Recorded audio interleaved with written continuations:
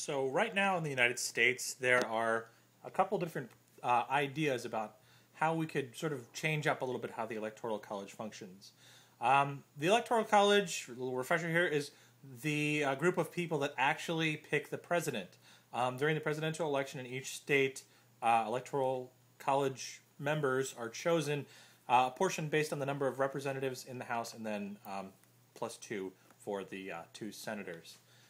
Now, most of the states in the United States have a winner-takes-all system in that if you win the popular vote in that particular state, then you take all that state's electoral college votes. The big differences from this are in the states of Maine and Nebraska, where whoever wins the state overall takes the two Senate votes, and each one of the congressional districts votes for their own Electoral College member. So, for instance, in the 2008 election, when I was living in Nebraska, the congressional district in Nebraska around Omaha, where I was not living, voted for Obama, so he got one vote there, and then the other two congressional districts voted for McCain, so he got those two Electoral College votes, and then the overall state votes went to McCain because he won the overall popular vote in the state. So Obama got one vote there that he wouldn't have otherwise have gotten. Now, what they're thinking about doing in Pennsylvania is also moving to this system. And there's a couple other states, I think, that are considering it as well, but they're not as far along as Pennsylvania. Pennsylvania, they're actually seriously considering it in the legislature. And that would change up things a bit because the two coasts, well, not the two coasts, the two edges of Pennsylvania, Pittsburgh and Philadelphia, tend to be the population centers where they're much higher block of Democratic voters, whereas the center of the state tends to be more like the rest of Appalachia in voting Republican and more conservative.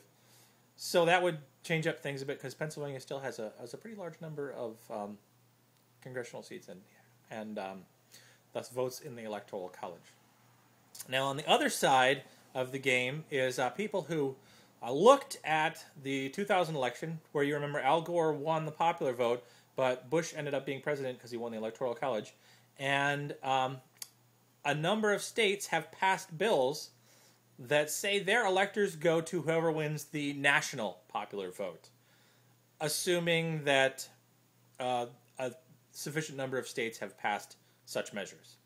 So while a number of states have passed these measures, they don't go into effect until a majority of the Electoral College seats are in states that have passed such measures.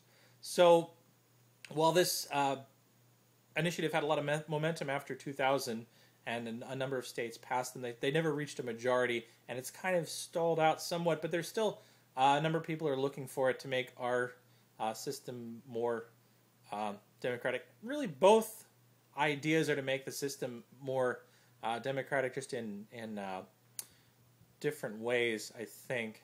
But it'll be interesting to see how things unfold between now and 2012, when the next presidential election will happen. Thanks for tuning in.